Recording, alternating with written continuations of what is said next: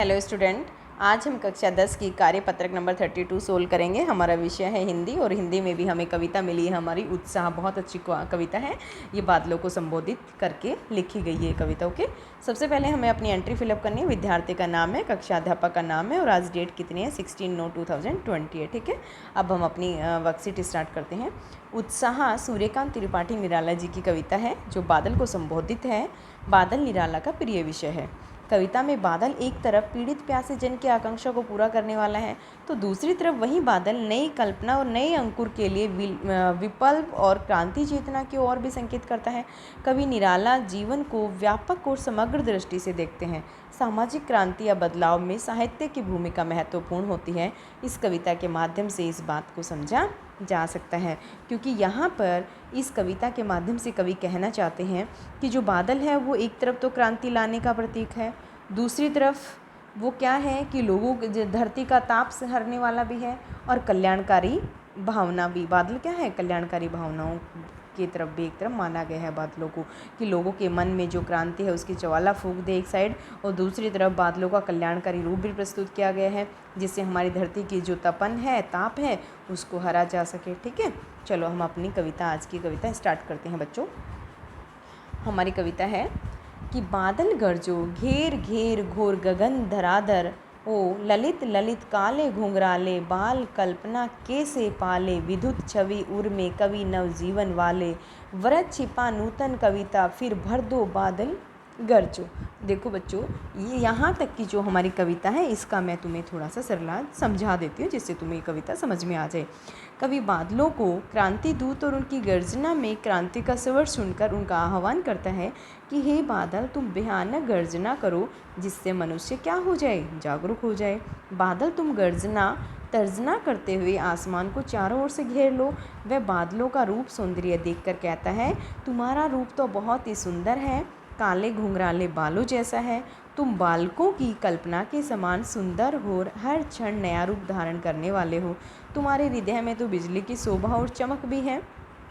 कवि बादलों को नवजीवन देने वाले और अपने हृदय में भयानक वज्र छिपाने वाला कहते हुए युवा कवियों से आह्वान करता है, वे लोग भी लोगों में जोश पैदा करने वाली नई कविताओं का सृजन करें, ताकि अलसाए जनमानस में विप्लव और क्रांति का जोश भर जाए। हे बादल, तुम बार बार गर्जना करो, कवि कहता है।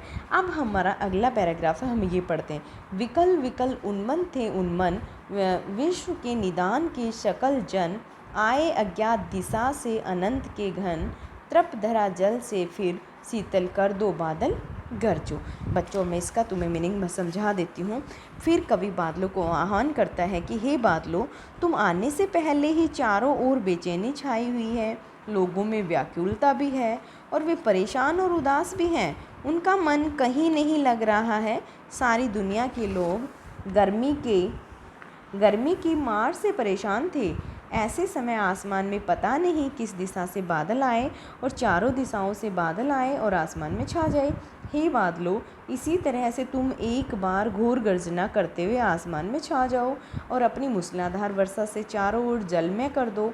धरा पर छाई गर्मी से राहत दिलाते हुए पूरी पृथ्वी को शीतल कर दो। हे बादलों, इस तरह से घोर गर्जना करते हुए तुम बरसो। बच्चों, ये जो आज की हमारी कविता थी, इसका सरलार्थ मैंने तुम्हें समझा दिया है। सभी बच्चों को शायद समझ में आ गया होगा। अब हम इसके जो शब्दार्थ हैं वो कर लेते हैं। हमें शब्दार्थ पहले ही करने चाहिए थे, कोई बात नहीं, ईजी है, हम फिर भी एक बार इनको कर लेते हैं।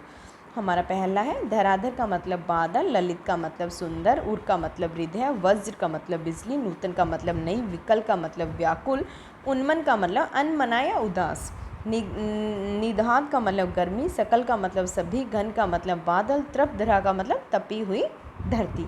बच्चों, अब मैं इसके जो क्वेश्चन आंसर हैं तो मैं ये रिटर्न फॉर्म में दिखाती हूँ। ठीक है, हम इसके क्वेश्चन आंसर करेंगे मेरे प्यारे बच्चों।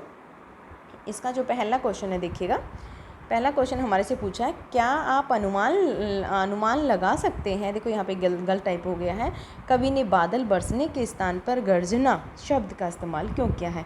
कवि बरसने की स्थान पर गर्जना इसलिए करते हैं क्योंकि गर्जना विद्रोह का प्रतीक है और इस कविता के माध्यम से बादलों की गर्जना से नूतन विद्रोह का आह्वान करते हैं। क्वेश्चन नंबर 2 है, कविता का शीर्षक उत्साह ही क्यों रखा गया। कविता का शीर्षक उत्साह इसलिए रखा गया क्योंकि कविता में बादलों के बरसने से पहले गरजने पर लोगों के हृदय में उत्साह की तरंग उत्पन्न होने लगती है। लोग आनंदित हो उठते हैं। अब बादल बरसेंगे और धरती के तपन को शीतलता प्राप्त होगी। बादलों के समान ही लोगों के हृदय में भी उमंग और उत्साह उत्पन्न होगा। ठीक है, क्वेश्चन नंबर हमारा 3 है बच्चों। देखिए क्वेश्चन नंबर 3 है हमारा, शब्दों का ऐसा प्रयोग जिससे कविता के किसी भाग दृश्य से दबने आत्म प्रभाव पैदा हो नाद सौंदर्य कहलाता है। जैसे गरज गरज, बरस बरस आदि इस कविता में ऐसे कौन से शब्द हैं जिनसे नाद सौंदर्य मौजूद है। छाट कर लिख देखो बच्चों, नाद सौंदर्य क्या होता है, जहाँ एक ही शब्द, एक ध्वनि के जो शब्द होते हैं बार बार आए। ठीक है, ध्वनि वाले शब्द यहाँ पे विकल विकल, उन्मन थे उन्मन, ललित ललित और घेर घेर। ठीक है, क्वेश्चन नंबर 4 है हमारा, बादल के आने और उसके बरसने पर प्रकृति में जो परिवर्तन दिखाई देता है वो हमें अपने मन से लिखना है, क्योंकि ये गतिविधि है हमारे। ठीक है, गतिविधि हमें खुद करनी होती है, अपने मन के व्यूज़ होते हैं, हमारे अपने आइडियाज़ होते हैं। ठीक है, यह वह कभी कभी सुखद और कभी मूसलाधार वर्षा भी होती है जो बहुत मुश्किल होती है। जैसे गर्मी शांत होती है, इससे क्या हो जाता है, गर्मी शांत हो जाती है। बसंत ऋतु में फूल खिलने लगते हैं, पेड़ पौधे हरे हो जाते हैं बारिश से, मौसम सुहावना हो जाता है। लेकिन सर्दियों में बादल आने और बरसने पर बहुत सर्दी भी हो जाती है, जिससे बाहर निकलना बड़ा मुश्किल हो जाता है। देखो बच्चों, इसमें आप और भी लिख सकते हो। जब बारिश आती है तो हमें अच्छा लगता है, अगर गर्मी के मौसम में बारिश आएगी तो हमें बहुत अच्छा लगेगा। अगर सर्दी के टाइम पे बारिश आएगी तो क्या होगा, हमारे लिए मुश्किल हो जाएगा। उस टाइम पे हमें बारिश का आना क्या होगा, गंदा लगेगा। ठीक है, तो इस तरीके से आप अपने भी विचार यहाँ पे लिख सकते हो। मेरे प्यारे बच्चों, आज की वर्कशीट हमारी कंप्लीट हो गई है। इस वीडियो को 2-3 बार देखिएगा, तुम्हें इजीली ये कविता समझ में आ जाएगी। बहुत अच्छी लैंग्वेज है, इजी लैंग्वेज है और बहुत छोटी सी वर्कशीट है। ठीक है, ओके, बाय बाय।